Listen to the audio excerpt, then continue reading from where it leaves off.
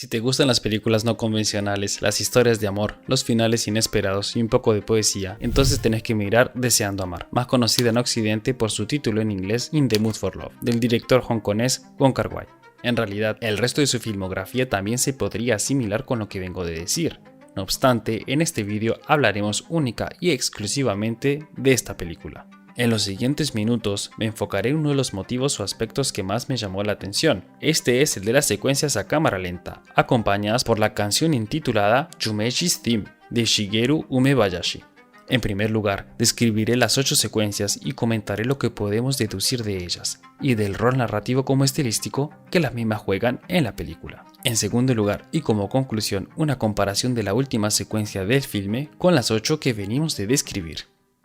8 son las secuencias de cámara lenta que vienen acompañadas por el mismo tema musical. La primera aparece en el minuto 4 con alrededor 14 segundos y la última en el minuto 79 aproximadamente. Todas, salvo la cuarta y quinta aparición, tienen un intervalo que varía entre los 9 hasta 12 minutos. Las otras dos solo de 5 minutos. Dicha distribución puede ser derivada del guión o del hilo narrativo de la historia, es decir, de las distintas etapas en la relación entre ambos protagonistas.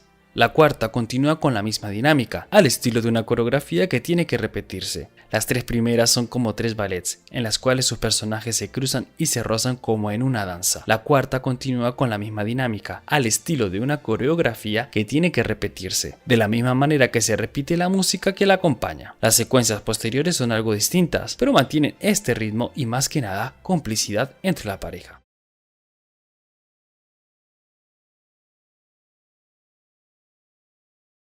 En cuanto a la composición de la primera secuencia, podemos decir que abundan las líneas verticales y que las mismas contrastan con las formas circulares del vestido de Su o señora Shan. Los 4 personajes en cuestión están como enclaustrados dentro de los marcos de las puertas y piezas que los rodean. Lo que me resulta interesante de este primer extracto es la forma en que la esposa de Shou introduce la venida del marido de Su, es decir, por medio del diálogo. Enseguida pasamos al extracto de cámara lenta y nos damos cuenta que aunque la acción sea la misma, el momento es otro gracias al vestuario. Aquí podríamos decir que reside gran parte del desafío del filme, lleno de falsas pistas que nos dejan con ganas de saber más o incluso de poder entrar en ese encuadre de la imagen, encuadre del plano, pero que ya sea por su composición como por el montaje entre los mismos que finalmente no podemos.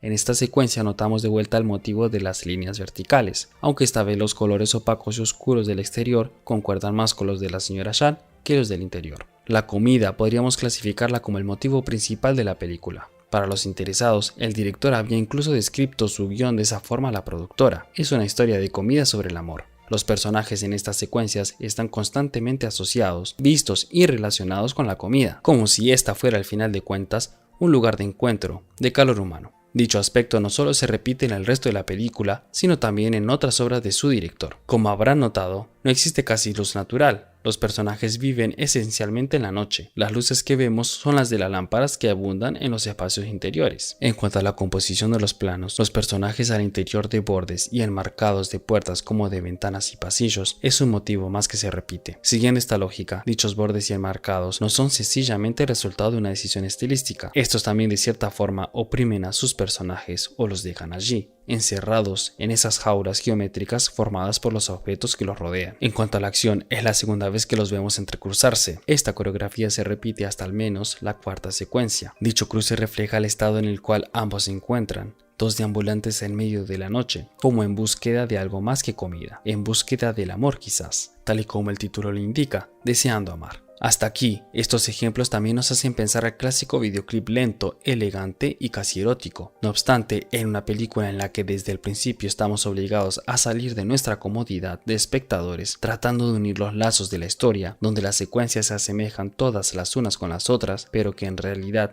son momentos totalmente distintos, es en sí una película rápida, que corta cada momento donde menos nos lo esperamos. Estas 8 secuencias, por lo contrario, vienen a detener el tiempo, a pausarlo. Dicha problemática no es en definitiva la del filme, donde en vez de haber encuentros vemos más desencuentros, donde los tiempos en los que se desarrolla la historia no son propicios para la pareja, quizás debido a los códigos sociales impuestos por los grupos allí presentes.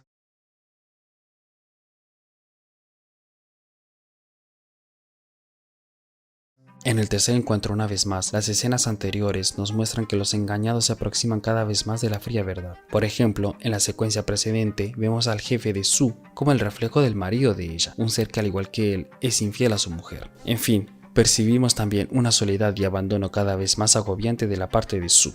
En este vals, la lluvia es el nuevo motivo que se suma a los anteriormente mencionados, es decir, el de la noche, los espacios estrechos y enmarcados, la comida y las luces artificiales. Estos motivos conforman lo que podríamos llamar el lenguaje audiovisual de Wong Kar-wai. La parte auditiva o sonora posee la misma importancia, ya que es incluso la razón principal del enfoque de este vídeo, gracias al tema musical de Shigeru Umebayashi. Si en vez de mirar nos ponemos a escuchar estos 8 extractos, notaremos que en este, la lluvia además de la música es lo único que oímos o que al menos alcanzamos a escuchar. Ambos elementos se suman a este famoso lenguaje o estilo del autor. Sin embargo, lo que más me llamó la atención es que la lluvia en esta secuencia es la responsable indirecta de que ambos protagonistas finalmente logren acercarse. Esta aparece como un timbre o alarma que impide a Shou de volver a casa y así repetir la misma rutina. Quizás sea por esta misma razón que es el único sonido que alcanzamos a escuchar.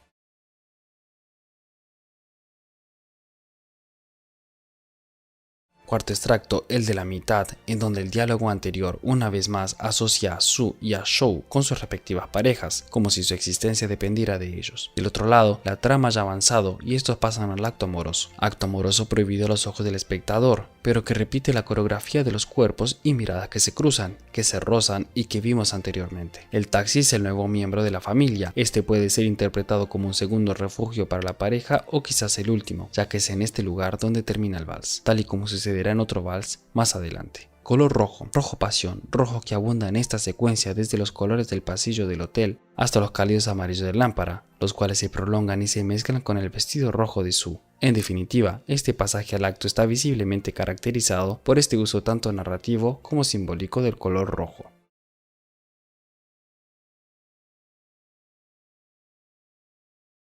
Los protagonistas ya cruzaron el puente de la aventura. Este es el extracto número 5 de los 8 existentes. Ya pasamos la mitad de la historia y para notar la diferencia podemos ver que es la primera vez que ambos personajes se encuentran en espacios distintos, separados por la distancia pero juntos en algo que considero también hace parte de la historia de esta pareja, en la escritura, en la creación, en sí, en el arte. Es gracias al interés compartido por la lectura que cabe lugar la primera conversación entre la pareja en el filme, el primer diálogo existente entre ellos. En esta ocasión no es la lectura sino la escritura que los une a pesar de la distancia y que en definitiva les ayuda a vencer o a vivir mejor esa desolación que tanto les martiriza.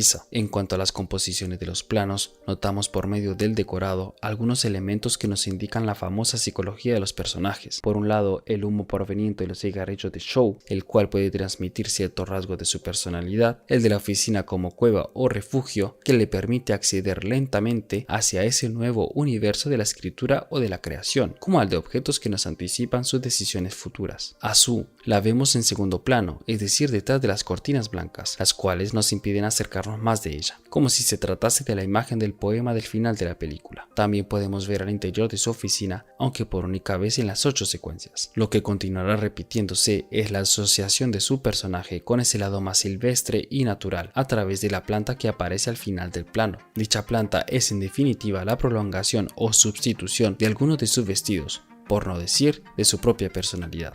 La dinámica en esta secuencia es diferente a las anteriores. Pasamos de dos seres que se conectan metafóricamente a través del arte y no de manera corporal. Luego terminamos con los mismos al interior de sus departamentos, compartiendo, suponemos, impresiones de su trabajo, tanto colectivo como artístico. Esta vez son dos seres que comparten algo en común, que les es propio y que por lo tanto no merece ser oculto.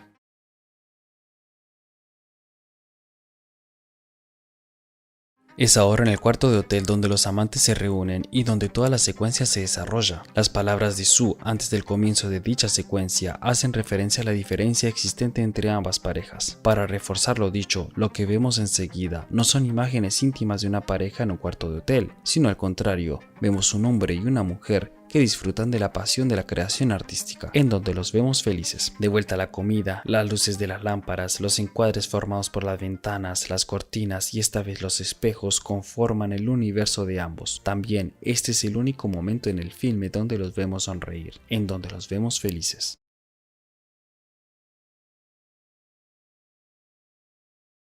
Ante Último Vals, volvemos a los interiores de la casa, del hogar, incluso prisión social en la que se encuentra Sue, prisión personificada por la señora Swen. Sue está rodeada tanto de imágenes verticales como de encuadres que acentúan esta impresión de encierro. Los motivos florales abundan, lo vemos en las cortinas, en las plantas, en las impresiones de las lámparas y en su vestido como para mostrarnos una vez más este lado menos ordenado y más natural del cual ella pertenece. Metafóricamente, un canario enjaulado. Pasamos a otro espacio cerrado, de grandes vidrios al estilo de un gran acuario, esta vez para ver a Chow. Este está rodeado de colegas del sexo masculino, ambiente que contrasta con el de Sue. Ambos tienen en común el hecho de estar ausentes de los espacios en donde se encuentran. Esto se nos muestra por medio de la conexión que resulta de su inclinación hacia el espacio exterior, como llamando a su otra mitad, como queriendo escapar de donde están.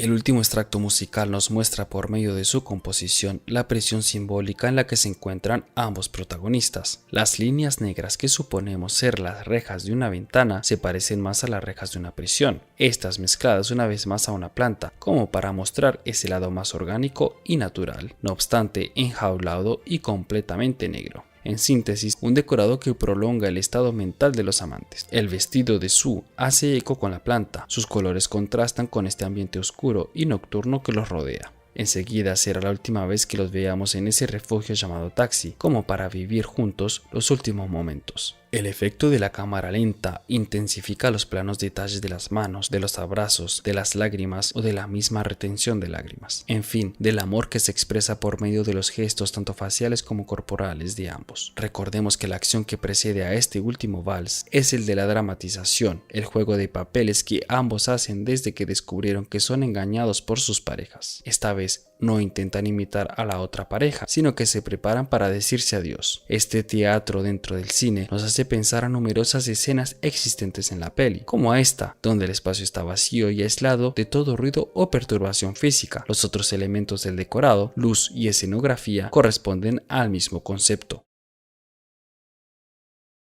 No hay noveno extracto, ya que el tema musical de Shigeru Mebayashi no lo oímos más. Sin embargo, el último momento que se asimila a los 8 que venimos de comentar es el de Cambodia. Debido a la cámara lenta y la música compuesta por los instrumentos de cuerda, a su ritmo lento y a sus melodías que logran expresar lo que sus personajes no fueron capaces, ni siquiera por medio de la palabra. También es la secuencia que difiere con el resto, ya que terminamos con un solo amante, de día y en un espacio menos estrecho que los otros. No obstante, los muros que dividen este espacio nos reenvían por medio de su arquitectura a este laberinto de pasiones y desilusiones del cual sus personajes hicieron parte, del cual muchos de nosotros quizás también hagamos parte.